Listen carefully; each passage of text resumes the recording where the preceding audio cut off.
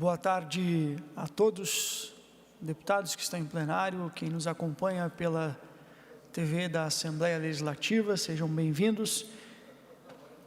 Sob a proteção de Deus, declaro aberta a presente sessão. Esta presidência, no uso de sua prerrogativa, dá ata da última sessão por lida e aprovada. Informo que o expediente foi disponibilizado eletronicamente.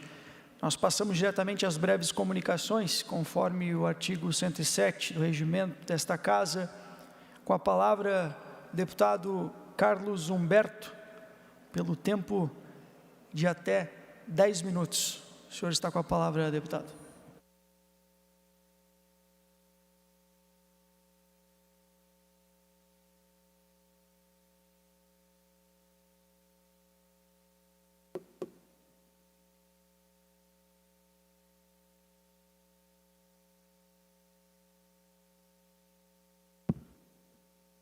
Senhor deputado Lucas Neves, que preside a nossa sessão, nossa terça-feira no Palácio Barriga Verde, as pessoas que nos assistem aqui, que nos acompanham pelos canais de comunicação da Assembleia Legislativa, inicio agradecendo a presença do meu amigo, vereador do município de Camboriú, Claudinho, que ficou famoso esses dias, pela conversa com a assessoria dele.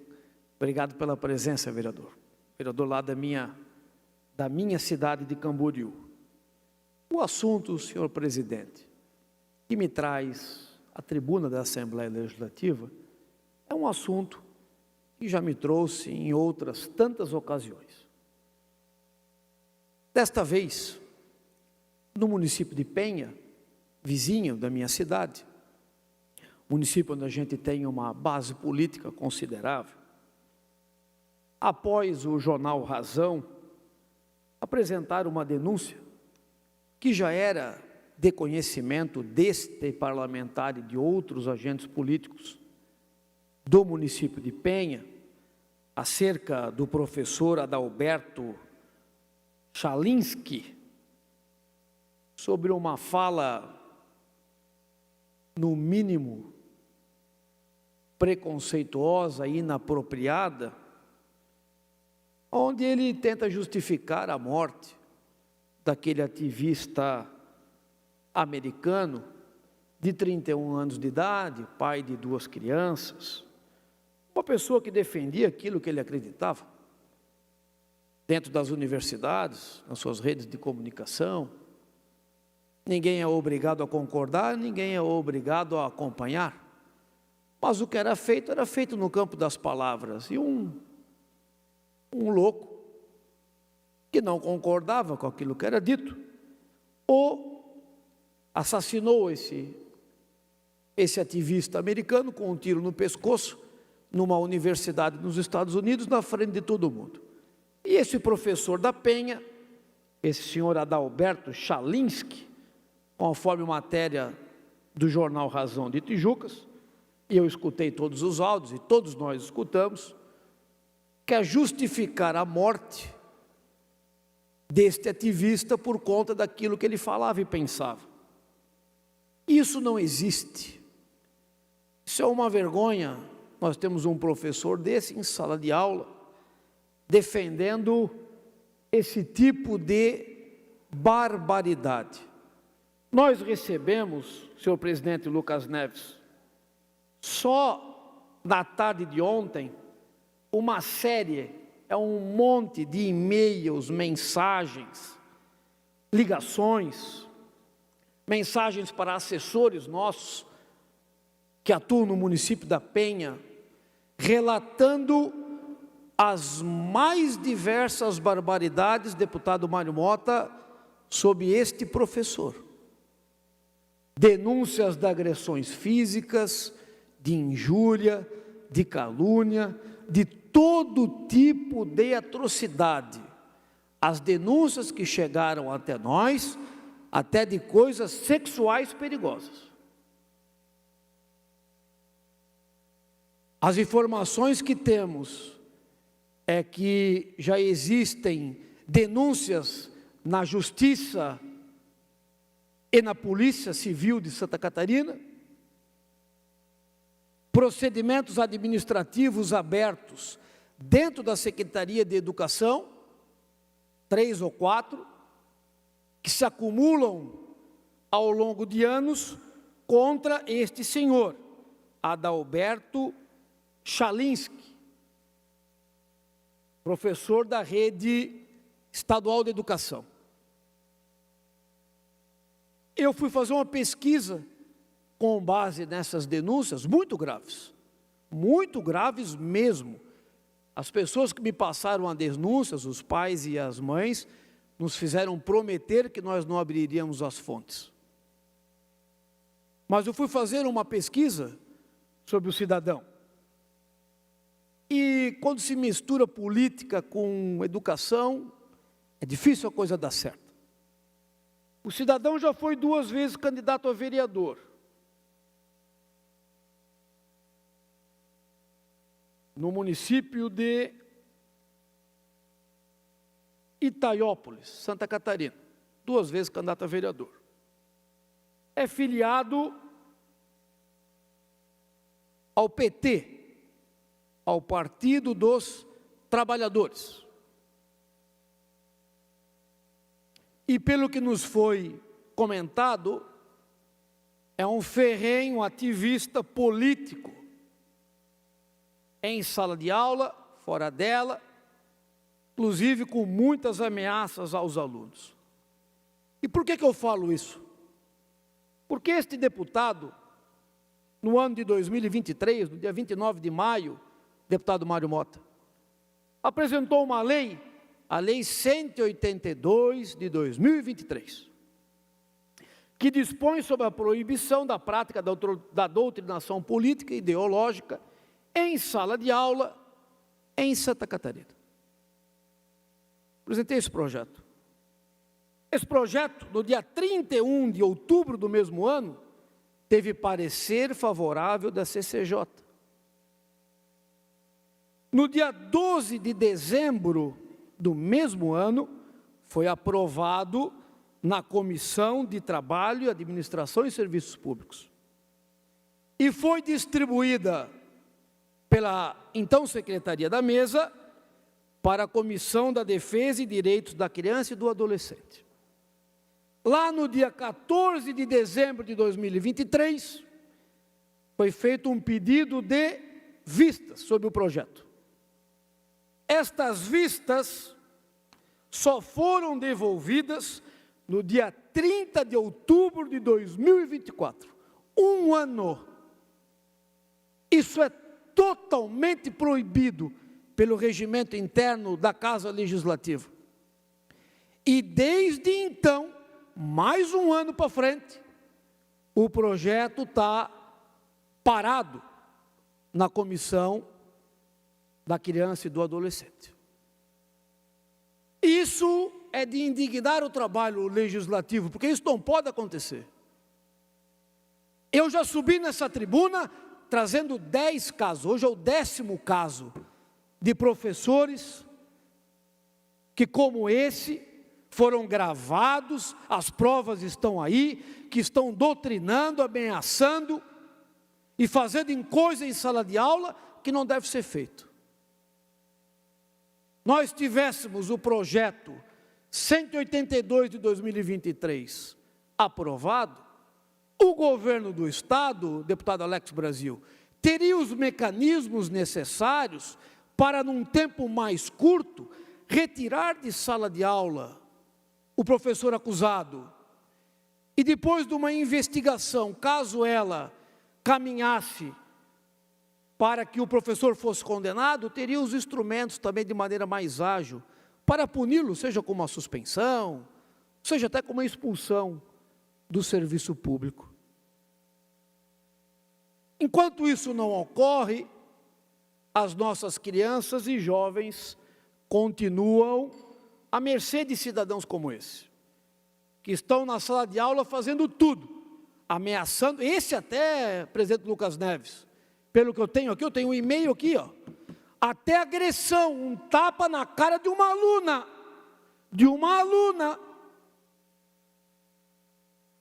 Eu estou mandando ofício, pedir Pedido de resposta para a Polícia Civil e para a Secretaria de Estado da Educação. Eu quero uma resposta, vou cobrar. Porque se isso estiver sendo investigado da Polícia Civil, ou se tiver algum tipo de encaminhamento, um professor desse não pode estar em sala de aula. O que é isso? Por isso eu peço, senhor presidente Lucas, a mesa diretora que faça os encaminhamentos necessários para que o projeto ande. Não pode um projeto estar há 2 anos em uma comissão, que já teve pareceres favoráveis e foi aprovado nas outras, engavetado por ativismo político, por corporativismo. Chega! Todos nós sabemos que nós temos um quadro de professores fantásticos em Santa Catarina, são bons, são ótimos, merecem o nosso aplauso e o nosso reconhecimento. São as maçãs podres, são aqueles que não combinam com o resto, são as exceções que nós queremos pegar. Existe mecanismo para isso, e a Assembleia Legislativa precisa dar uma resposta. Obrigado, deputado Carlos Humberto. Ainda pelas breves comunicações, deputado Vicente Caro Preso, o senhor está com a palavra pelo tempo de até 10 minutos.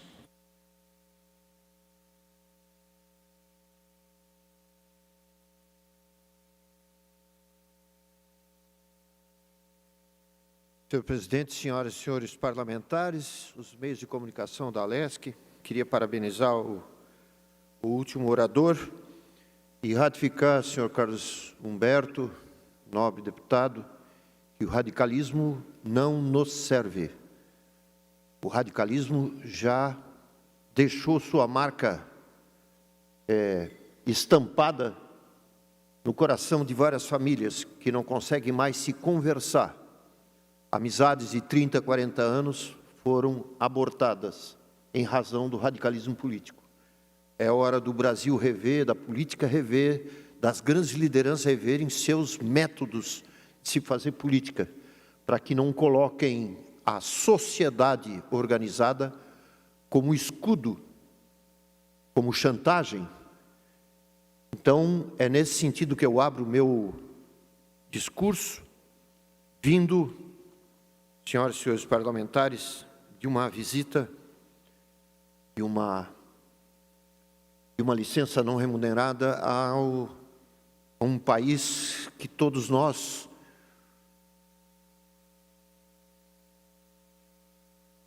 respeitamos muito.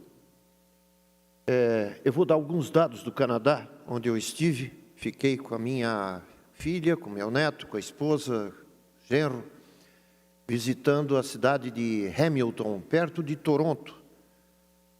Fomos conhecer outras cidades, um país continental, que tem uma estrutura de segurança invejável, uma estrutura social muito boa, e uma coisa me fica na cabeça sempre, assim, a minha filha, que é uma médica que trabalha nessa cidade, disse assim: pai, eu não me importo de pagar 50% do imposto sobre tudo que eu ganho, porque eu tenho certeza que o dinheiro e o serviço que aquele país me traz são os suficientes e extrapolam tudo o que existe de necessidade para as pessoas sobreviverem em paz, criarem seus filhos, tocarem adiante as suas empresas e fazerem realmente uma convivência harmoniosa.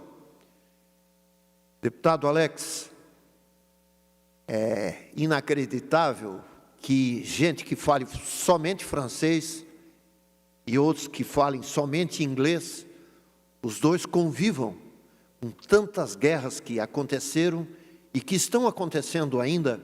Esse povo se entende, por isso eles são grandiosos, tão grandiosos que não tem um consultório particular médico no Canadá.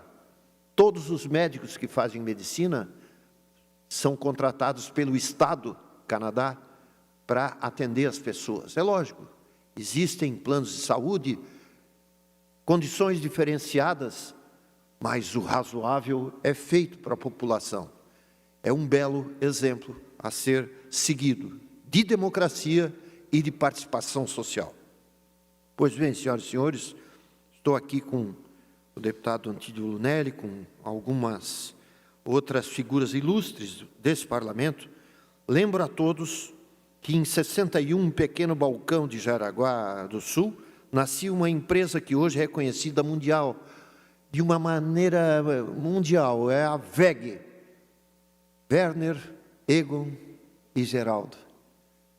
2 deles foram clientes. Seu Geraldo foi o meu prefeito e eu fui o líder de governo do seu Geraldo em 1997. Foi uma experiência realmente grandiosa. De um modesto início, a WEG se tornou, no último mês, a maior fabricante de motores elétricos do mundo. Vocês imaginam?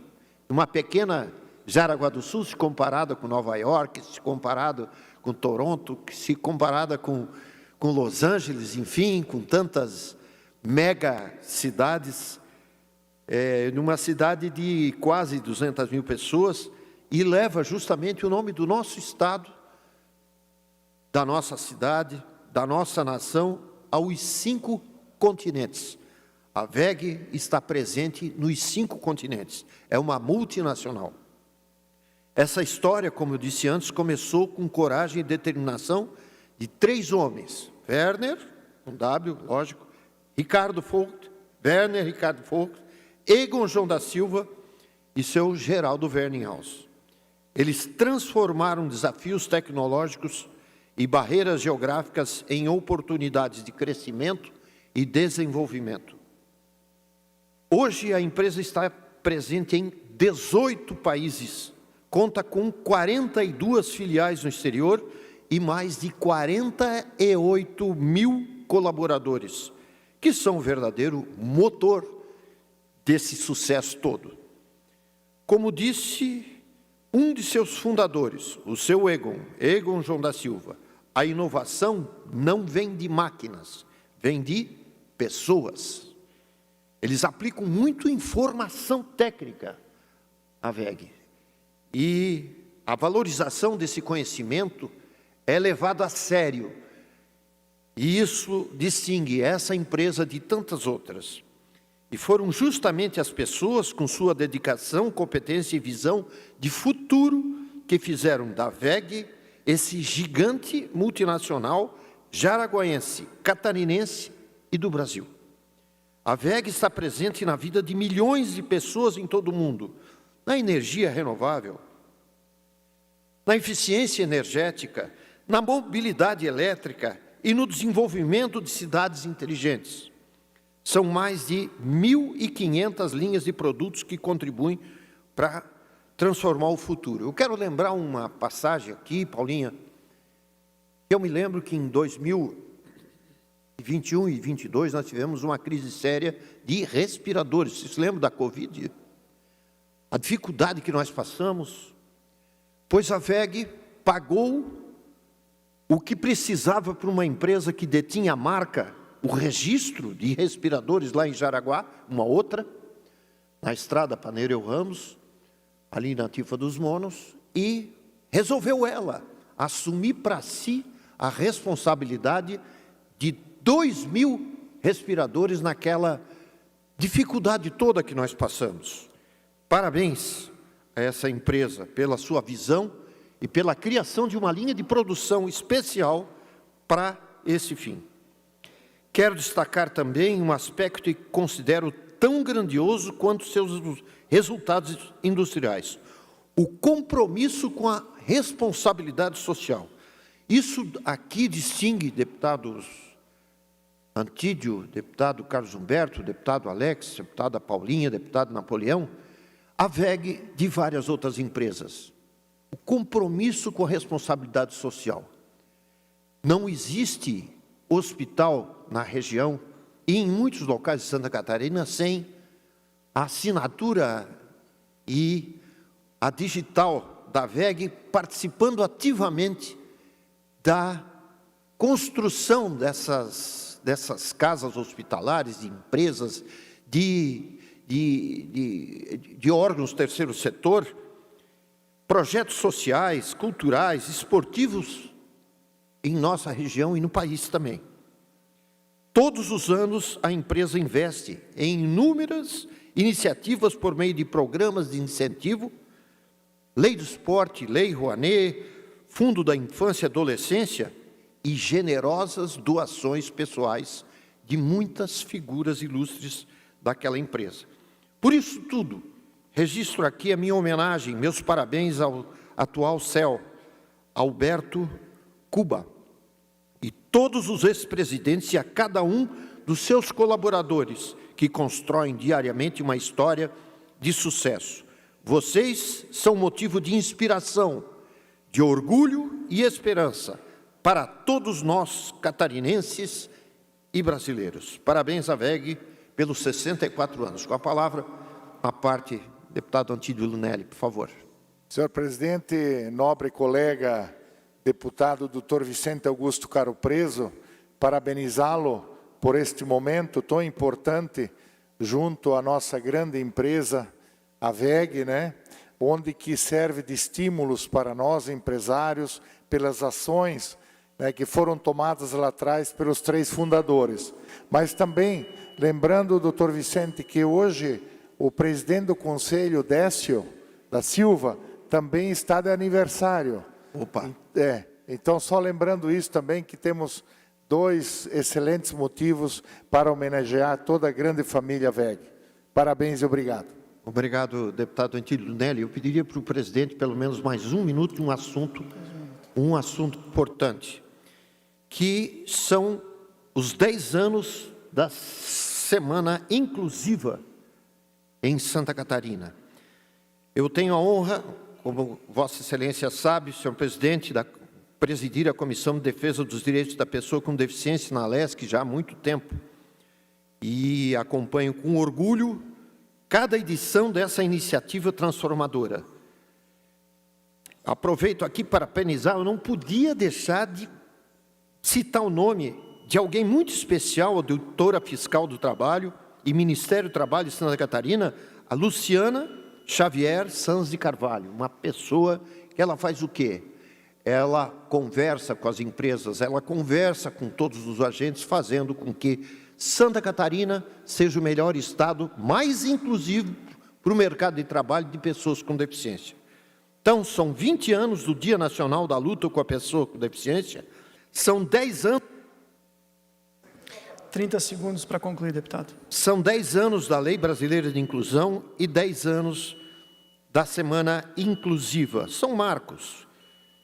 PCD, pessoa com determinação. É assim que a gente tem que acabar com esse capacitismo, porque atrás de cada coração tem um potencial para ser desenvolvido. Muito obrigado, senhor presidente. Obrigado, deputado Vicente Caro Preso, ainda pelas breves comunicações. Com a palavra, a deputada Paulinha, pelo tempo de até 10 minutos, deputado.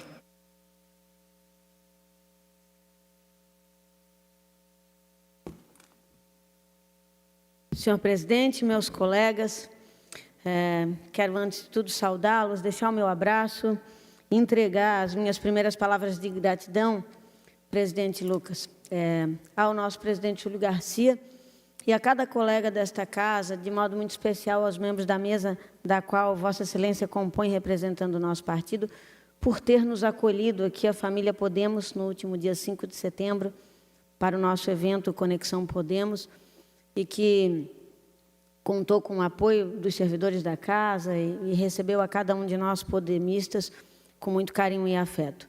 Eu penso que esse foi um dia muito relevante para a história do nosso partido, que vem sendo inúmeras vezes, e nem sempre com desprezo ou de forma negativa, mas, eventualmente, se põe um partido novo como o nosso, numa condição de menosprezo, que nós conseguimos superar, penso eu, neste dia. Muitas ocasiões, e de forma muito breve, eu quero pontuar, se faz um juízo do valor sobre o trabalho que eu venho edificando ao lado de Vossa Excelência, que é um homem espetacular, de caráter irretocável, e junto conosco, né, os amigos, o Juliano, o Matheus, o Rosinei, e tantos outros homens e mulheres que têm seguido na jornada da construção, da edificação do nosso partido, que sim, contará com nomes muito altivos na representação da disputa de 2026, tanto para estadual quanto para federal. O Podemos, ele renasce em Santa Catarina para ficar, e com muita força e com muita potência. Então, ao tempo que entrego a nossa gratidão a todos vocês, deixo essa mensagem para que não mais se duvide, né, do trabalho que a gente tem feito com tanto primor, com tanta devoção ao povo de Santa Catarina, que tem como único intuito estabelecer um caminho que nós acreditamos que é o mais adequado agora para a construção da eleição de 2026, de modo muito especial aqui em Santa Catarina. Mas o motivo que me traz hoje realmente à tribuna, senhor presidente, é uma lei um projeto de lei que está tramitando na casa hoje, que eu o nomino o projeto de lei 39 semanas, o PL 0202, que tem relatório favorável do deputado Rodrigo Minotto, e hoje recebeu a devolução de vistas do deputado Maurício Peixer, acompanhada de um pedido de diligência ao governo do Estado, no qual eu aqui, e depois de modo oficial, também ligarei ao secretário de Estado de Saúde e para as instituições que foram mencionadas no requerimento, para que se manifestem a máxima urgência. E aqui eu também rogo aos senhores a permissão de falar na condição de mãe, que no parto da sua segunda filha, passou por uma situação muito especial, muito singular. Eu compreendo exatamente, senhores, esta dor que alcança as mulheres catarinenses hoje, quando obrigatoriamente estão sujeitas ao parto do SUS. Nós temos diuturnamente perdido bebês perfeitos.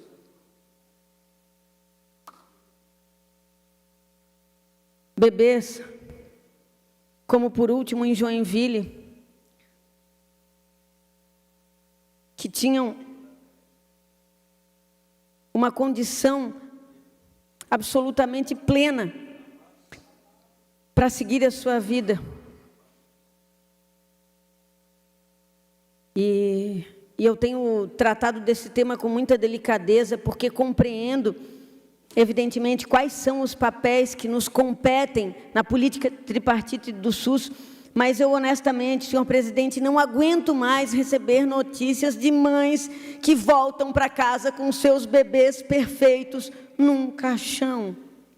Porque nós temos um ponto nevrálgico. Antigamente, sim, houve a banalização dos partos de cesariana, quando nós não tínhamos médicos obstetras plantonistas de fato nos hospitais, e o sobreaviso nos levou para um esquadro. Hoje, nós temos o quê? Uma meta da OMS, do Ministério da Saúde. Deputado Sareta, o senhor que é médico, que só ao SUS é imputada.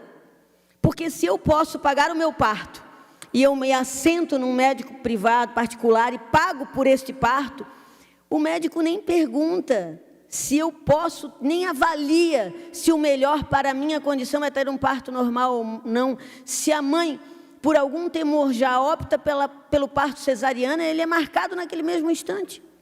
E por que nós temos que continuar lacinados por essa hipocrisia, onde a mãe que se submete a um pré-natal perfeito não pode, depois de 10, 12 horas submetida ao parto induzido, levantar a mão e dizer, por favor, eu não aguento mais, eu não aguento mais.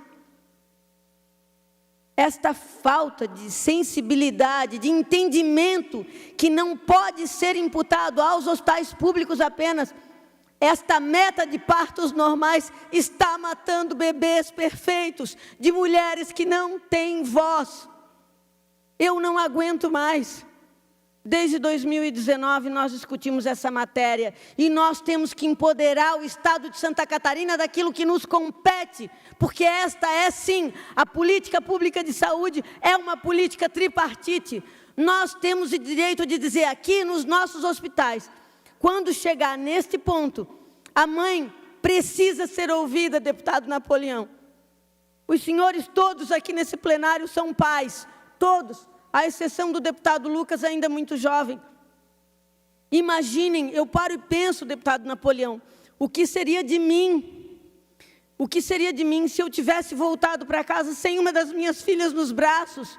E as minhas filhas são adultas, e esse tema me apavora. E quando eu trato sobre esse tema e abro os meus comentários nas redes sociais, eu choro copiosamente, porque escuto relatos de mães que perderam seus filhos, de mães que voltaram para casa com filhos deficientes, filhos perfeitos, porque elas não tiveram o direito de levantar a mão e dizer: eu preciso que seja feita uma cesariana, porque eu não consigo mais aguardar pelo parto normal. Nós protocolamos esta matéria em 2019, e por alguma razão ela se perdeu nas comissões. Agora eu trago esse tema de novo, e por tudo que eu tenho construído aqui, e temas relevantes, nós trouxemos a esta casa com um amparo, com um abraço do parlamento, como foi o caso dos medicamentos à base de cannabis medicinal. Mas nenhum projeto de lei, para mim, é tão relevante quanto este. Nós precisamos dar uma resposta enquanto Estado. E eu vim a esta tribuna hoje rogar a sensibilidade dos grandes homens que tem aqui nesta casa e que têm se apropriado de grandes causas, para que nos ajudem a avançar na aprovação célere desta matéria. Porque hoje é possível, ou amanhã, ou depois, enquanto esta lei não vigorar, que mais um bebê seja morto num hospital catarinense. Eu, indubitavelmente, não contesto o sentimento que abriga os nossos obstetras. Não me passa pela cabeça que um hospital, a equipe de enfermagem ou ao obstetra lhes permite a impressão de devolver um filho para uma mãe sem vida, nesse que é para ser o momento mais lindo da vida de uma família. Nós estamos imputando a criminalização aos obstetras, à equipe de enfermagem, aos hospitais. Por que não tomamos uma providência de fazer um confronto pela defesa da vida? O que me angustia, senhoras e senhores, não é meu amigo deputado Vicente Caropreso, um dos médicos que tem o meu respeito, que não abre mão do seu trabalho parlamentar, mas não larga o seu receituário. Não é aquilo que nós dependemos de recurso do Estado ou da União. Nós temos o desafio na nossa região, que é a 101. Precisamos de 8 bilhões de reais. Sim, nós temos lutas duras, mas esta é uma questão de regulação. O que eu peço, presidente, para encerrar um último minuto, o que eu rogo, e quero que vocês me olhem desta vez, não como uma colega de trabalho. Nós fomos escolhidos. Nós somos 40 entre mais de 8 milhões. E está apenas e absolutamente nas mãos deste plenário decidir se os bebês que vêm por aí, das mães que têm que se sujeitar ao parto normal, vão morrer ou viver. Nós temos autonomia legislativa e parlamentar para aprovar esta lei e discutir com o governo do Estado a chancela célere, para que a gente possa proteger exatamente estes e estas. As famílias, deputado Lucas, as famílias, meu querido Mateus, tu também que és pai, que estão voltando para casa hoje, destruídas para sempre. O meu pedido é que a gente possa de fato avançar nessa matéria. Que Deus abençoe a todos, a todas. E me perdoem pelo desabafo. Obrigado, deputada Paulinha. Ainda pelas breves comunicações, com a palavra, deputado Marquito. O senhor está com a palavra pelo tempo de até 10 minutos. Senhor presidente. Pela ordem, deputado Antídio Lunelli. Senhor presidente, eu só gostaria de anunciar aqui a presença do Johnny César Montoski, secretário do Esporte e Turismo de Massaranduba, e também do Léo Fernando Douzan, que é gerente de esportes também do município de Massaranduba, que nos visitam hoje, e do Jaime Souza, ex-vice-prefeito de São João do Itaperiú. Seria isso, senhor presidente. Obrigado. Obrigado, deputado Antídio. Com a palavra, deputado Marquito. Muito obrigado, senhor presidente, a todos os colegas deputados, deputada que estão aqui presentes, a quem nos acompanha também pelas redes sociais e mídias da Assembleia Legislativa. Uma boa tarde.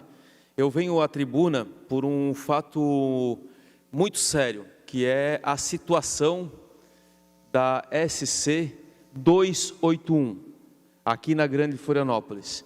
Uma rodovia estadual, uma das rodovias que se diz do programa Estrada Boa, mas eu quero ser sincero, como deputado aqui da região da Grande Florianópolis, nós não estamos vendo estrada boa nenhuma aqui na Grande Florianópolis. Essa é a grande realidade.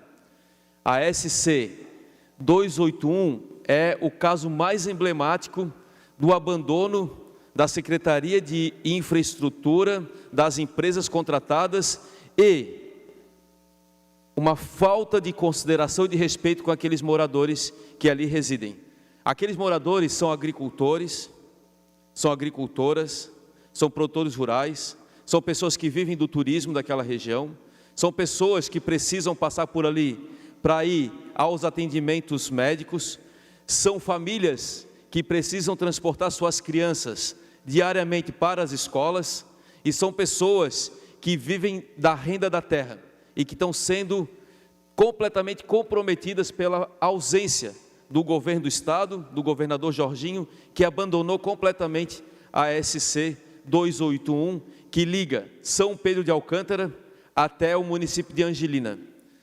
Aquela rodovia, ela tem uma importância para escoamento da produção agrícola, a produção de hortaliças, a produção de legumes, a produção de frangos, especialmente, que ali tem sistemas de integração que produz frangos, mas hoje também tem uma importância enorme para a questão do turismo. Muitas famílias vivem do turismo naquela região. E, infelizmente, o governo do estado abandonou aquela obra e está se chamando de Estrada Boa.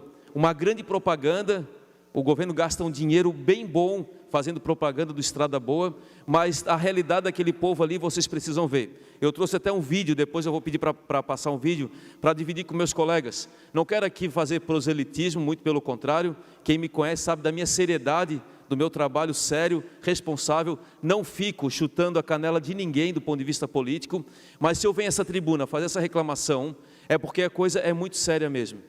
Mais do que isso, a gente esgotou todas as possibilidades, deputado Lunelli. Nós recebemos o grupo da comunidade que luta por essa rodovia mais de 8 vezes no gabinete, fizemos algumas reuniões na Secretaria de Infraestrutura, realizamos atividades com a Secretaria da Casa Civil, com outras secretarias, e mais do que isso, não foi suficiente, realizamos uma audiência pública. E eu não estou sozinho nessa. Deputado Mário Mota está envolvido, deputado Sérgio Guimarães, deputado Camilo, uma série de deputados aqui, especialmente aqueles mais envolvidos com a Grande Florianópolis, estão muito envolvidos no esforço, na tentativa de botar aquela obra para rodar e dar condições para os moradores. Se fosse um problema de recurso, não é.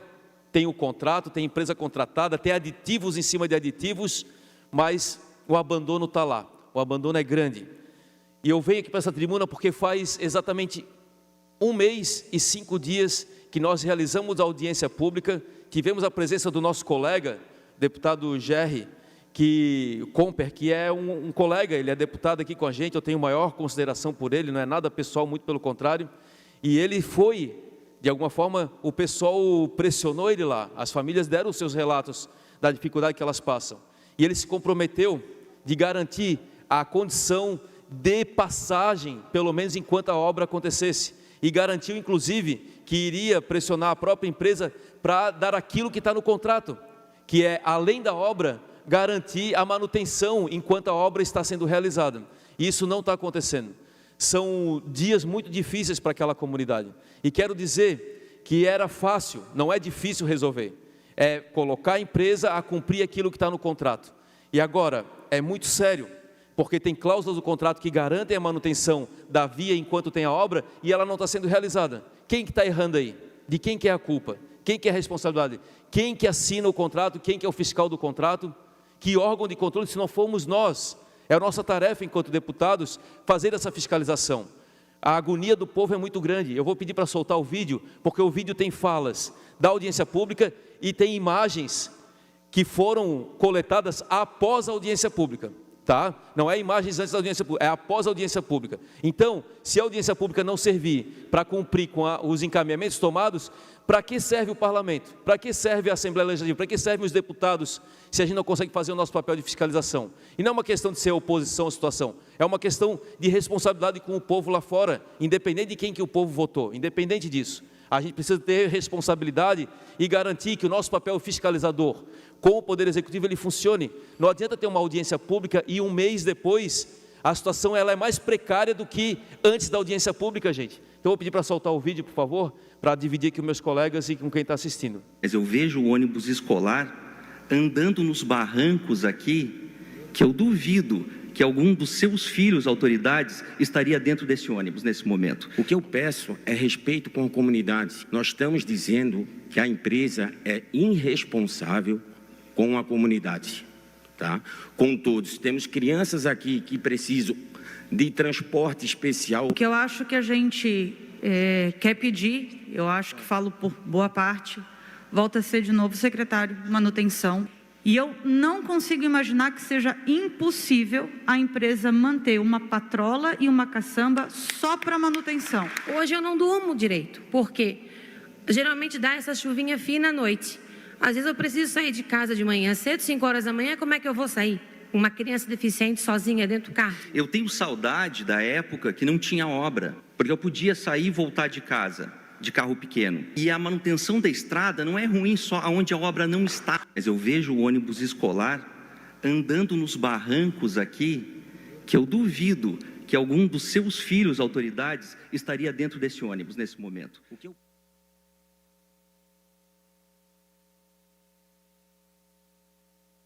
Então é isso, gente. Essa é a situação, tá? Agricultores perderam produção, crianças ficaram presas dentro de ônibus e ônibus atolado, caminhões atolados, pessoas perdendo os seus automóveis e não dá para aceitar. Se o governo do estado, se o governador Jorginho não fizesse tanta propaganda do Estrada Boa, é uma coisa. Agora o nível de propaganda e de marketing que se faz do Estrada Boa e ter essa obra acontecendo dentro desse programa é uma vergonha. Se nós, deputados, ficarmos quietos diante disso, pode ser situação, pode ser oposição, pode ser quem for. Se nós ficarmos quietos diante disso, do que serve o nosso trabalho aqui dentro do parlamento, se não é defender o povo que está lá? É o mínimo, é o básico. E está no contrato, deputados, está no contrato a garantia da manutenção durante a obra. E eles não faziam nada de manutenção. É inaceitável. Depois, é errado, é inaceitável uma obra que é totalmente picada. São trechinhos picados dentro daquela obra. Por que não faz um trecho, finaliza, começa um trecho seguinte, finaliza e vai para os outros? Porque isso acaba trazendo um transtorno enorme em vários pedaços, em vários trechos daquela obra. Temos uma barreira que caiu, que inviabiliza um dos acessos para o município de Angelina, que está lá até hoje, caída e sem manutenção. Então eu queria manifestar aqui e trazer a fala, não é minha, a indignação não é minha como pessoa, como a indignação primeiro, é um desrespeito com nós deputados, porque a gente fez audiência pública e nada mudou, só piorou. É uma indignação que eu preciso transferir aqui, porque tem gente lá sofrendo por conta dessa obra. Olha a fala que foi dita na audiência pública, eu preferia o tempo antes da obra. A gente sabe que toda obra traz transtorno, traz problemas, ela passa, ela supera. Tem aqui colegas que já foram prefeitos, viveram de tentar mediar esse tipo de conflito. Agora, o que está acontecendo ali é muito sério, é uma obra que se arrasta, que teve uma série de aditivos daquele contrato, que garante no contrato a manutenção da obra e não está acontecendo. E agora, a gente fazer mais de 8 reuniões, em gabinete, em secretaria, depois fazer audiência pública e está na situação que está, então eu preciso aqui manifestar a minha indignação, transmitir a indignação das pessoas que moram lá, daqueles cidadãos, e pedir, assim, exigir que o governo do estado tome providências urgentemente, amanhã, de preferência, porque o povo que está lá não merece, aqueles catarinenses que estão lá não merecem ser tratados assim. Pior, eles assistir propaganda na TV de estrada boa e sair da sua casa e pegar uma estrada daquela condição que seria ou estaria dentro do programa. É uma vergonha o nível de marketing e propaganda de estrada boa e o povo da Grande Florianópolis viver naquela condição que vive na SC 281 entre São Pedro de Alcântara e Angelina. Então, manifesto aqui minha indignação e a minha exigência que o governo do Estado tome atitudes e providências em relação à SC. Obrigado, deputado Marquito. Ainda pelas breves comunicações, deputado Napoleão, Vossa Excelência tem a palavra pelo tempo de até 10 minutos.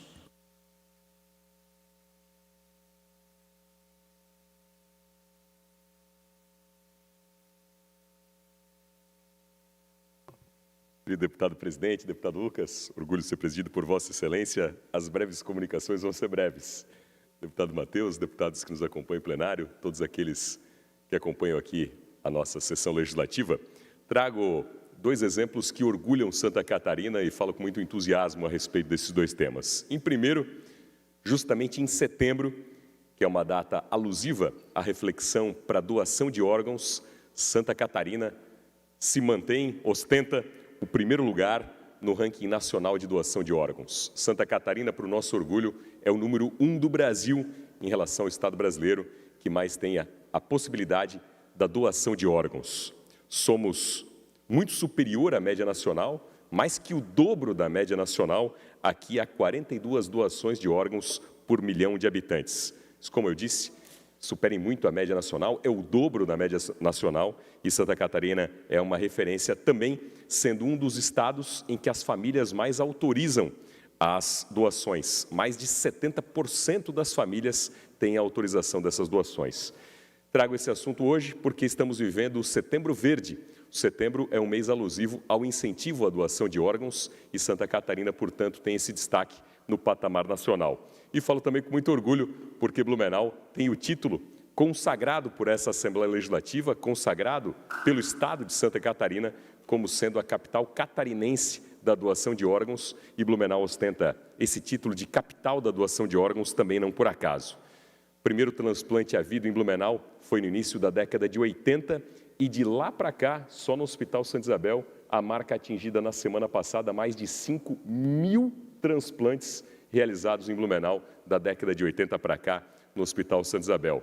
Transplantes de rim, fígado, coração, pâncreas, córnea, 5.000 transplantes, cuja marca se deu exatamente no mês de setembro, que é o mês alusivo ao incentivo à doação de órgãos. Por isso, nosso reconhecimento aos catarinenses pela doação, pela generosidade, por essa partilha no sentido de fazer o bem doando os seus órgãos e, portanto, permitindo a celebração da vida. Também trago aqui um destaque muito importante em relação aos cartórios catarinenses. Os cartórios catarinenses são destaque nacional, sempre ostentando o primeiro lugar nos índices em termos de qualidade de atendimento ao público, tanto pela sua estrutura física, mas acima de tudo pelos profissionais de excelência que trabalham e estão protagonizando uma nova realidade nacional.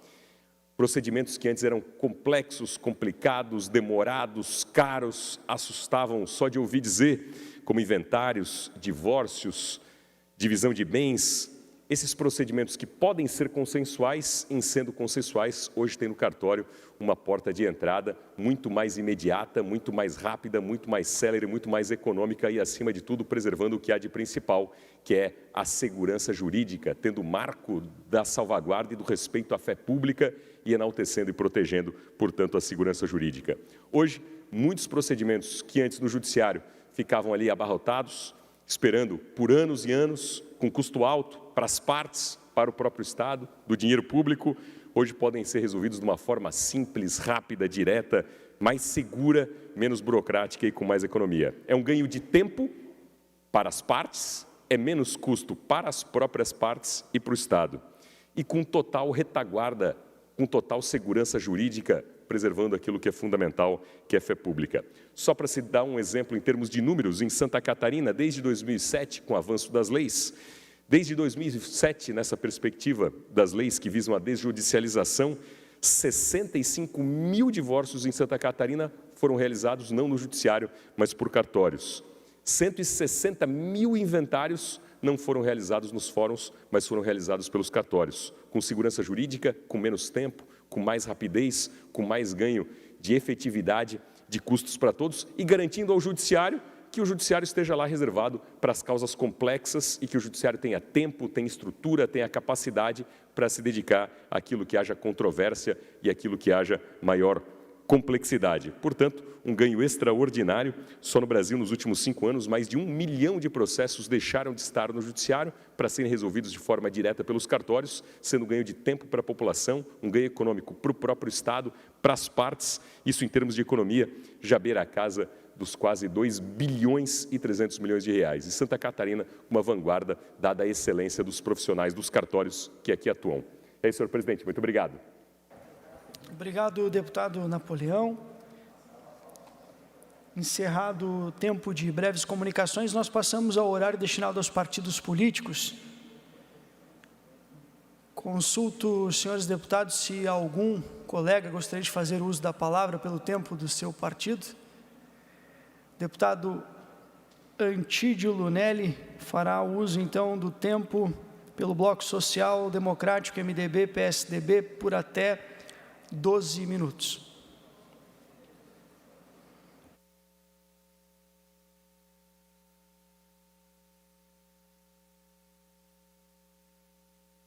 Nobre presidente, senhor Márcio Machado,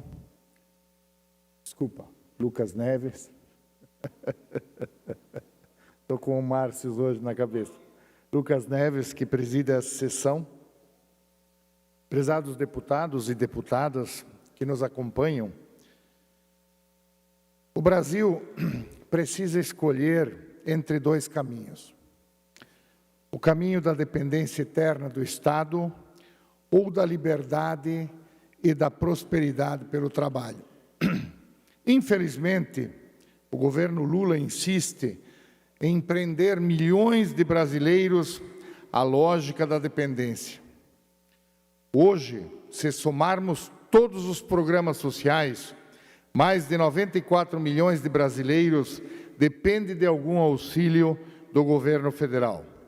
Bolsa Família, Bolsa Gás e por aí vai. Isso representa 44% da população brasileira. Esses programas sociais aliviam a fome de hoje, mas não abrem as portas para o futuro. Não abrem as portas para a independência financeira. Pelo contrário, da maneira como são administrados politicamente, essas bolsas criam dependência. O governo federal prefere administrar a pobreza em vez do que vencê-la. Enquanto o Bolsa Família consome 158 bilhões de reais do orçamento federal por ano, o país perde espaço para investir em geração de empregos, inovação e oportunidades para os jovens. Para se ter uma ideia, este valor é quase equivalente a todo o orçamento destinado à saúde no Brasil. Isso não é sustentável para uma nação que quer crescer. Temos que ajudar, sim, quem precisa, mas essa ajuda tem que ser pontual. Porque, caso contrário, nós vamos piorar cada vez mais a situação do Brasil e teremos cada vez mais milhares de famílias dependentes de programas sociais, programas pagos por quem trabalha. Vamos lembrar disso, senhoras e senhores. Segundo o IBGE, 39 milhões de brasileiros vivem da informalidade, sem carteira assinada, sem estabilidade, sem dignidade. O governo federal deveria investir em políticas que incentivassem o empreendedorismo, a industrialização, a agricultura familiar e a capacitação profissional. E, em vez disso, escolhe manter as pessoas sobre o cabresto da assistência permanente. Não é isso que liberta, não é isso que dá dignidade.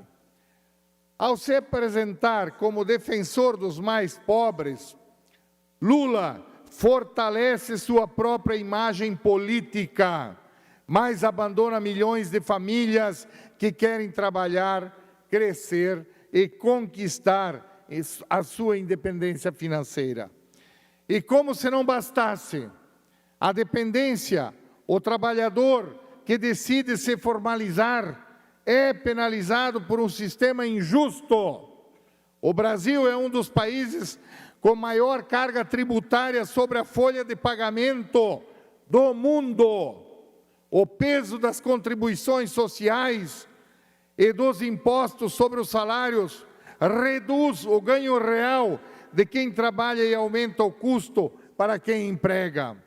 O resultado é perverso. Formalizar-se custa caro, contratar custa caro, e o emprego formal vira um privilégio, quando deveria ser a regra. O que o Brasil precisa é de políticas públicas que deem oportunidades de trabalho e renda, que estimulem a mobilidade social. Precisamos de um país que invista em educação de qualidade, em formação técnica, em um ambiente econômico saudável, para que as empresas possam gerar empregos de verdade. O cidadão não quer esmola, o cidadão quer oportunidade.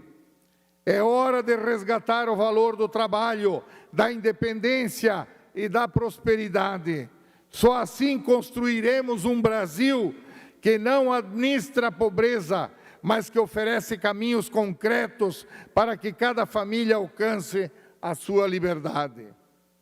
Senhor presidente, o outro assunto que eu trago a esta tribuna hoje é a reforma do imposto de renda da pessoa física, atualmente em tramitação no Congresso Nacional.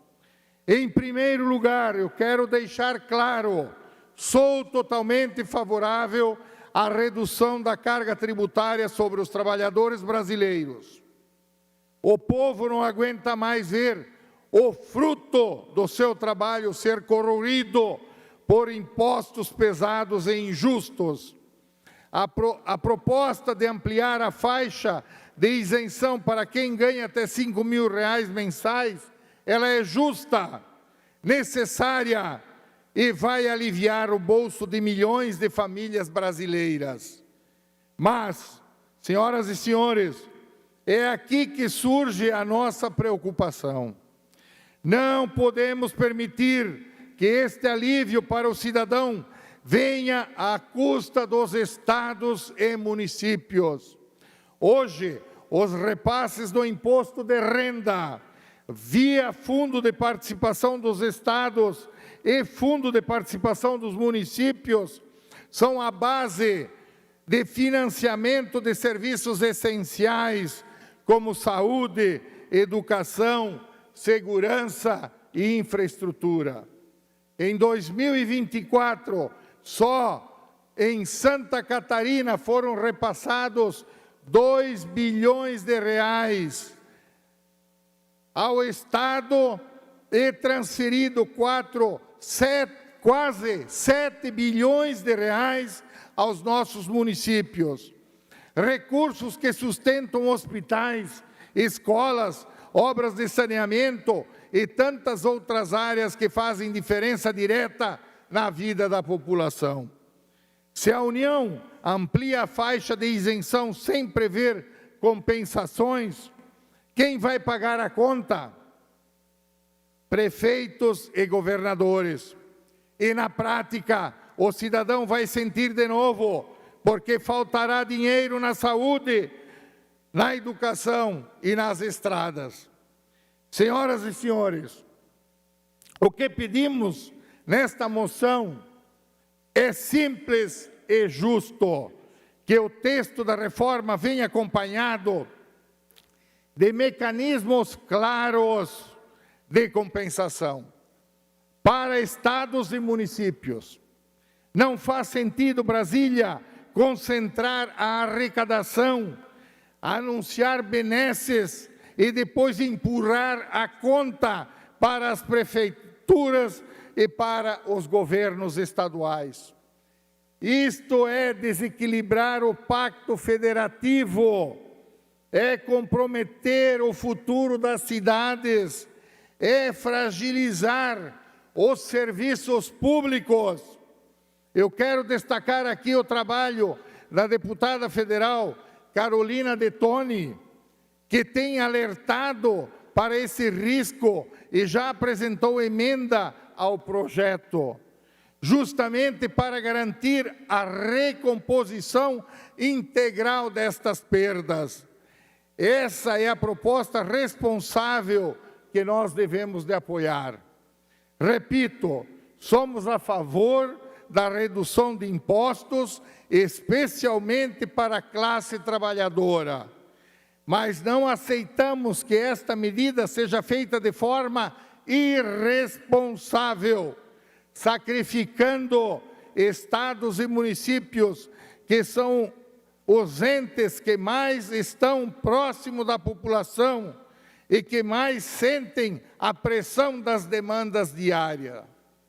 Por isso, senhor presidente, eu peço o apoio dos colegas deputados para a aprovação desta moção e que a Assembleia Legislativa de Santa Catarina envie um recado firme a Brasília. Queremos alívio no bolso do trabalhador, sim, mas não à custa da saúde financeira dos municípios e do Estado. Muito obrigado, seria isso, senhor presidente. Muito obrigado, deputado Júnior Cardoso. O senhor tem a palavra pelo tempo de até 10 minutos.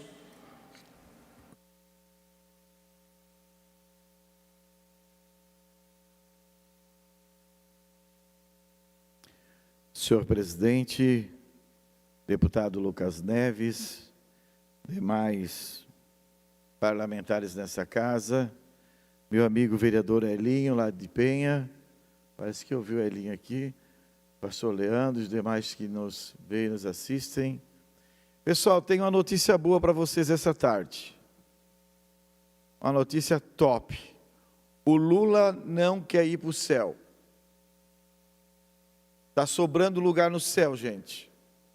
Lula disse que não quer ir para o céu, está passando a vaga dele para quem quiser. Que maravilha. Se alguém quiser um lugar no céu, Lula abriu uma vaga aí, diz que não quer ir para o céu agora, deputado Napoleão. É? Uma maravilha.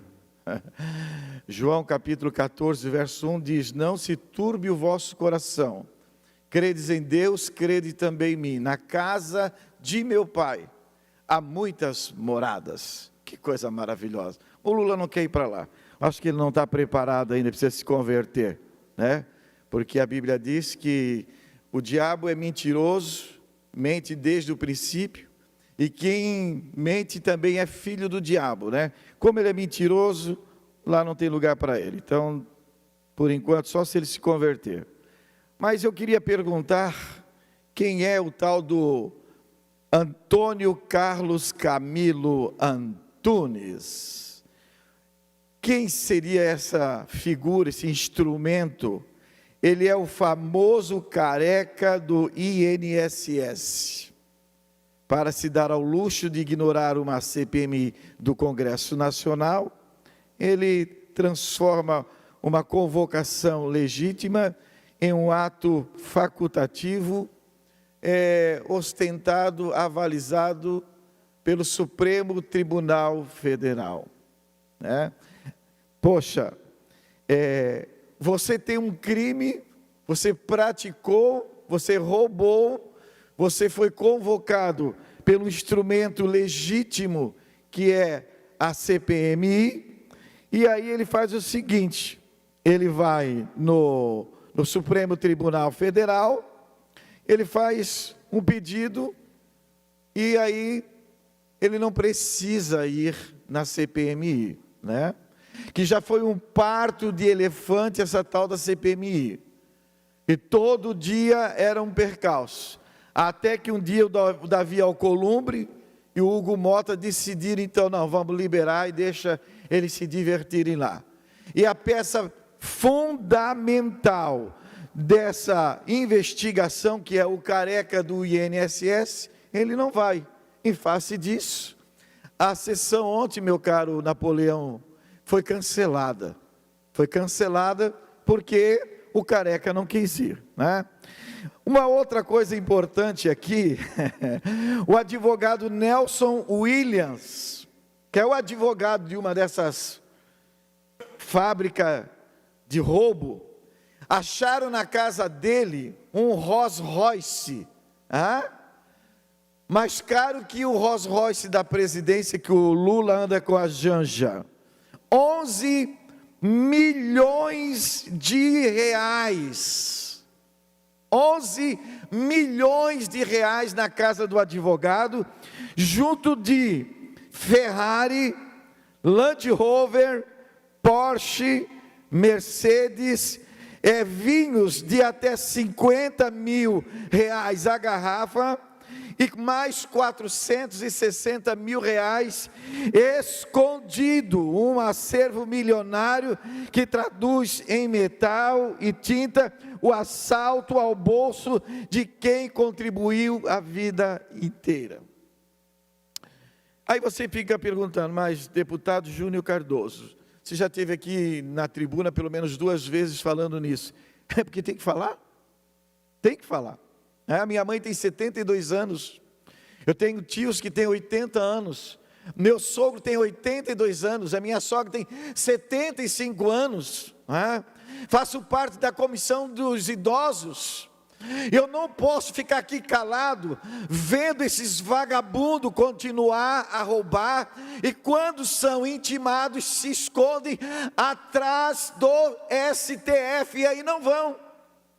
Não tem ninguém que arranque eles de onde eles estão. Isso é uma maravilha, né? Cada garrafa rara apreendida é um exame que deixa de ser feito. Cada carro de luxo, um benefício atrasado. Cada obra de galeria, uma fila que não anda. Esses bens não são símbolos de sucesso, são símbolos do saque ao trabalhador brasileiro. Esta casa tem trabalhado em temas de extrema relevância. Cada um dos senhores parlamentares aqui trazem para esta tribuna temas que são realmente atraentes para o debate. Não obstante a tudo isso, nós precisamos estar também lutando para que o direito dos trabalhadores possam ser resguardados. Nunca antes na história desse país se roubou tanto. Nunca antes na história desse país se fez tanta coisa que é repugnante. E aí o Lula não quer ir para o céu, ele disse que quer ficar pelo menos mais de 120 anos aqui, para fazer o quê? Para continuar na cena do crime, né? Como diz o vice dele, que o vice dele é fantástico. E o que eu quero dizer mais para terminar a minha fala?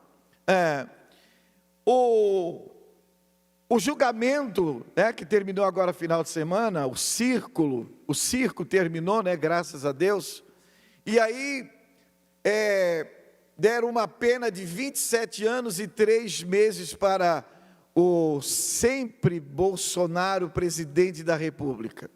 Dizer para vocês que eu, de certa forma, fiquei triste, porque uma pessoa que só eu trouxe ele 3 vezes a Camboriú, e pude conviver um pouco, pouca coisa, mas eu fico tranquilo, porque existe uma máxima, que ninguém dá o que não tem, ninguém dá o que não tem, e a justiça brasileira, ela reproduziu aquilo que ela é, porque se a gente ficasse esperando um voto como o voto de Luiz Fux, que começou desmontando aquela narrativa, dizendo-se, olha, só um pendrive tem 70 terabytes, então alguém que pudesse verificar as denúncias, ele tinha que durar 48 mil anos. 48 mil anos, meu caro amigo Antídio Lunelli, nosso deputado. E aí as provas chegam em cima do julgamento. Construíram a narrativa, esconderam atrás de um mecanismo inacessível e diz: olha, aqui tem 70 terabytes. Para quem não entende, é mais uma barata subindo a parede.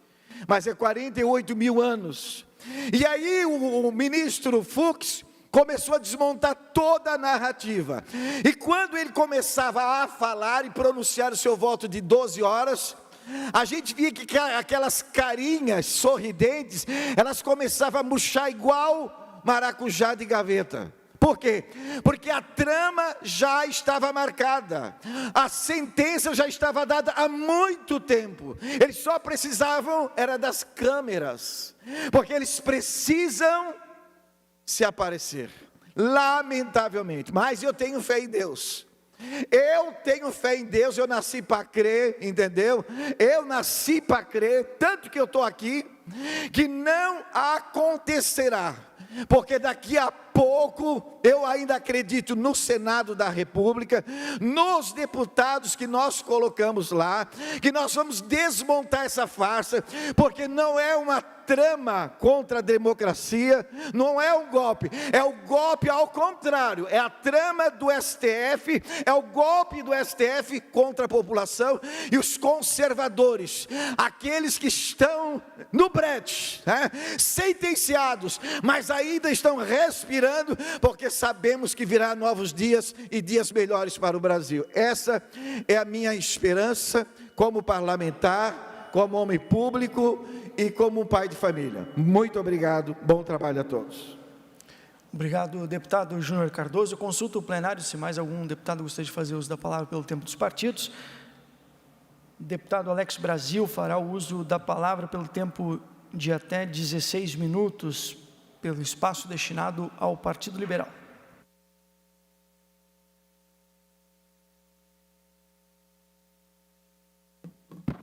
Obrigado, presidente. Serei mais breve do que isso, não devo levar tanto tempo, mas penso que é importante a gente poder falar com muita clareza o que nos traz hoje a essa tribuna. Aproveito para cumprimentar todos os nobres colegas aqui presentes. Eu vou começar com o slide de abertura da fala, que nós vamos falar um pouco sobre essa tragédia, que não está acontecendo apenas nos Estados Unidos, e nós vamos demonstrar o que vem acontecendo aqui também no Brasil e em Santa Catarina. Acho que gerou uma comoção a nível mundial essa tragédia, porque se trata de um pai de família que, de forma severa, arrasadora, foi ceifado da sua própria vida na frente dos seus filhos por promover debates. Que debates são esses? Debates que justamente a esquerda não consegue vencer. E não conseguindo vencer, ela partiu para o tudo ou nada. Vamos para o próximo slide, por favor. Infelizmente, ele era um personagem conservador que estava frequentando diversas universidades, sentava no pátio de uma universidade e abria o microfone para debater as ideias que ele acreditava e confrontar as ideias divergentes daqueles alunos que lá estavam.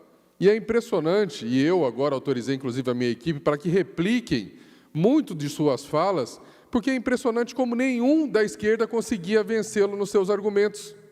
E aí chegamos ao terrível episódio de que um aluno, ou não vou nem chamar de aluno, um monstro de 22 anos, subiu no telhado e desferiu-lhe um tiro fatal justamente em sua garganta. Se isso não é um ato de terror e de extremo, o que é ser extremo? Mas vamos mais um slide, por favor. A Globo e muitos meios de comunicação no Brasil, ela chama dessa forma: Charlie Kirk, ativista da extrema-direita, é baleado em universidade nos Estados Unidos. Veja, nós da direita somos os extremos, nós que defendemos as nossas ideias cristãs, os nossos ensinamentos em proteção à família, os nossos costumes conservadores, mas a esquerda não é extrema. E quem é que puxa o gatilho nesse país?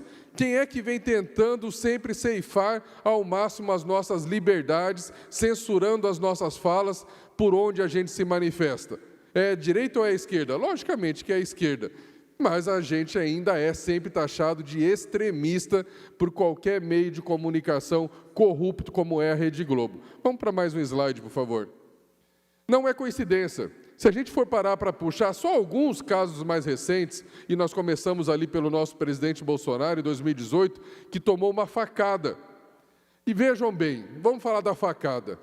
O pessoal da esquerda nos chama de extremista porque a gente é armamentista, porque a gente defende que o pai de família, o produtor rural, a pessoa que passa por um crivo investigatório severo, por provas de habilitação, práticas, essa pessoa ela é extremista porque ela quer ter uma arma em casa para proteger o seu bem, seu patrimônio e a sua família.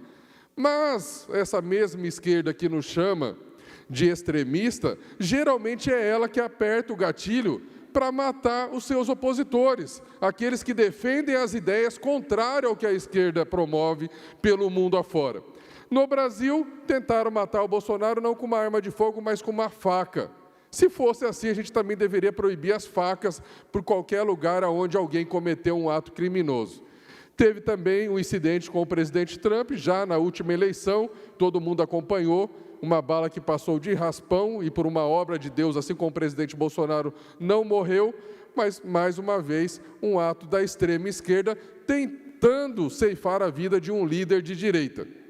E é bom deixar claro aqui que esses mesmos que não conseguiram êxito no presidente Bolsonaro e no presidente Trump, conseguiram êxitos com os outros líderes de outros países, como foi no Equador, com o Fernando, como foi lá na Colômbia, com o Miguel Uribe, e agora essa tragédia com esse grande líder da juventude, uma espécie de Nicolas lá nos Estados Unidos, que o Nicolas também arrasta multidões de jovens por aqui, defendendo ideias cristãs, conservadoras, quebrando a narrativa da esquerda, e é assim que essa militância da esquerda, nada democrática, vem conseguindo ceifar vozes do lado da direita, mas continuam mantendo o discurso de que os extremistas, os fascistas e os antidemocráticos somos nós da direita. Vamos mais um slide, por favor.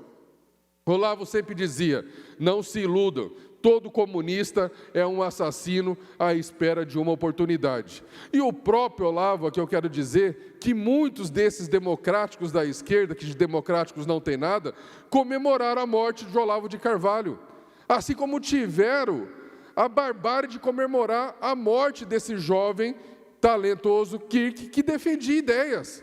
Foram inúmeros atos de comemoração, não apenas nos Estados Unidos, o que apavora nós é que estão aqui, estão do nosso lado, convivendo nas nossas universidades. Nós tivemos alguns episódios de convocação por rede social, tanto da UFSC quanto da UDESC, para comemorar a morte de um líder estudantil lá nos Estados Unidos. Então, o que nós estamos formando hoje dentro do nosso conceito de universitários? Monstros? Porque quem comemora a morte de alguém, de um pai de família, na frente dos seus filhos, que diante dos seus próprios olhos, correram para tentar abraçar o seu pai, e alguém deve ter visto isso, uma criança, uma menina de poucos anos de idade, correndo para tentar abraçar seu pai, que estava morrendo na sua frente por um tiro dado por um esquerdista, que se diz democrático, e as pessoas ainda comemoram uma atitude barbárie como essa. O que está acontecendo com o nosso país? Eu acho que eu não tenho todos os vídeos, mas se tiver um vídeo da UFSC falando sobre isso, vamos colocar ali, por favor. Esse é o do professor, eu vou entrar nesse do professor. Dá uma pausa nesse. Você tem um outro vídeo da UFSC, antes da gente entrar no professor? Dos estudantes, falando sobre o episódio? Boa noite, galera. Meu nome é Maria, nós somos estudantes aqui da UFSC e nessa noite, às 19 horas, foi feito um evento fascista dentro da universidade, na frente da nossa igrejinha, que foi homenageado, foi feita uma reza para um ativista falecido, que ele era da extrema-direita dos Estados Unidos, apoiado e patrocinado pelo governo Trump. Esse mesmo ativista, o Charlie Kirk, ele defendia o posse de armas, ele defendia o racismo, ele defendia a agressão contra as mulheres, que no caso é o machismo, inclusive era contra os imigrantes, e enfim, ele foi morto baleado em meio a um evento público de debate, e hoje foi feita uma oração para ele na igreja da UFSC. Então, esse mesmo pessoal que tenta justificar a própria frase do Charlie Kirk, que as pessoas, algumas pessoas poderiam morrer para que as pessoas tenham direito à posse de arma, essa mesma galera que justifica 50 mil crianças morrendo na Palestina, essa galera que justifica que bandido bom é bandido morto, essa galera que justifica... Não, pode parar, vamos dar continuidade. O que acontece? Você vê que eles estão incomodados porque nós, da direita, fizemos uma oração dentro de uma igreja pela morte do rapaz. E eles depois se sentem incomodados pela oração que foi feita dentro de uma igreja e depois convocam um ato contrário a isso. De que forma são os atos deles? Vocês já sabem como são os atos deles. Então, existe hoje uma relação de total hipocrisia sobre o que a direita defende, o que ela faz, e o que a esquerda defende, o que ela faz. Quem está metendo bala na cabeça de seres humanos nesse planeta hoje são os agentes da esquerda. Não tem nada a ver com nós da direita. Pelo contrário, a gente causa comoção e indignação do lado deles quando a gente decide se reunir dentro de uma igreja para orar. Veja o tamanho da indignação, porque nós reunimos um grupo em oração por aquele que, infelizmente, foi ceifado da sua vida e da sua trajetória. Agora sim, vamos colocar a fala do professor. No pescoço do ele foi o presidente. Erraram por pouco. Eu com uma espingarda, não ia errar. E esse rapaz, ele é um jovem. Ele era a liderança dos jovens dos Estados Unidos da extrema direita. Ele era um apoiador do Trump na primeira, lá que ele se elegeu, que está junto agora o tempo todo com ele também, que é frequentador da casa do homem. É porque é ele que está iniciando os jovens, tipo aqui no Brasil, o MBL, que faz a cabeça de um monte de jovem que não tem cérebro, né? E coloca a ideia subversiva na cabeça dos bichinhos. Tá bom. O que acontece? Esse professor está tentando justificar o assassinato brutal do Charlie Kirk. Esse mesmo professor, e o nosso deputado Carlos Humberto falou um pouco antes de mim aqui, está com uma série de BOs, de agressão a alunos, de ataque racista, de perseguição ideológica. E quando a gente fala em perseguição ideológica, aqui eu quero deixar claro, o problema do nosso planeta hoje não é o acesso a armas. O problema hoje é a ideologia nefasta que os esquerdistas estão colocando na mente dos nossos jovens. Esses jovens que com 22 anos sobem em cima do telhado e miram na cabeça ou no pescoço de alguém que está lá para debater ideias. Esse é o problema hoje do nosso planeta, do nosso país e também aqui do estado de Santa Catarina, porque nós temos professores que nunca foram professores. Eu fui professor na minha trajetória, na minha primeira faculdade. Eu nunca entrei em sala de aula para defender bandido nenhum, para justificar assassinato nenhum. Então, professores como esses deveriam estar presos, longe dos nossos alunos e da sala de aula, que estão acabando com a nossa sociedade do mundo atual. Pode ter certeza que esse professor não passará impune por suas falas. Eu já fiz pedidos de indignação e de formação de opinião do nosso Secretaria de Educação para entender o que esse professor está fazendo em sala de aula. E nós não pararemos por aí. Nós já apresentamos também o projeto que hoje tramita por essa casa, que possa facilitar o governo do Estado, quando diante de situações como essa, de professores doutrinadores, que possam afastá-lo imediatamente, para que no decurso da sua investigação administrativa, a gente possa imediatamente tê-lo longe das nossas crianças, dos nossos adolescentes. Peço aos nobres colegas que ajudem com a celeridade desse projeto. E para finalizar, nós temos mais algum slide depois do professor? Essa é o pedido de informação que a gente fez para a Secretaria de Educação, o PIC 266 de 2025. Vamos ao próximo. Esse é o nosso PL 504 de 2025, que trata exatamente sobre essas questões de doutrinações em sala de aula. E quando a gente fala nisso também, a gente já tem que lembrar por que hoje os professores, sindicatos de professores e toda a turma da esquerda não quer mais nenhum tipo de celular ou câmera dentro de sala de aula. Porque eles querem doutrinar protegido. Eles não querem que os alunos tragam, por exemplo, um áudio como esse que entrega a marginalidade desse professor. Eles querem ter total proteção, não para ensinar, mas para doutrinar os nossos alunos. Esse é o último slide? Tá, e finalizando, Charlie Kirk morreu, mas sua luta continua. E depois da morte dele, se tem uma coisa que a gente pode dizer que acendeu, foi realmente mais uma chama para que os nossos jovens reflitam quem verdadeiramente prega pela proteção da família, pela legalidade de tudo que nós defendemos, que é dentro do conceito da nossa justiça, até porque a justiça divina fará, com certeza, jus a todas essas criminalidades e marginalidades que vem acontecendo com os nossos líderes de direito. Então fica aqui, mais uma vez, o meu repúdio ao caminho que nós estamos trilhando por conta dessa doutrinação nefasta ligada ao socialismo, comunismo, que, como diz Olavo de Carvalho, eles só estão à espreita esperando pelo momento para cometer mais um crime. Muito obrigado. Obrigado, deputado Alex Brasil. Encerrado as manifestações do horário dos partidos, antes de encerrar, gostaria de saudar aqui os estudantes da Faculdade Senac de Florianópolis e agradecê-los pela visita a esta casa. Sejam sempre bem-vindos à Assembleia Legislativa. Nós vamos suspender a sessão neste momento, que retornará às 16 horas com a ordem do dia. Obrigado.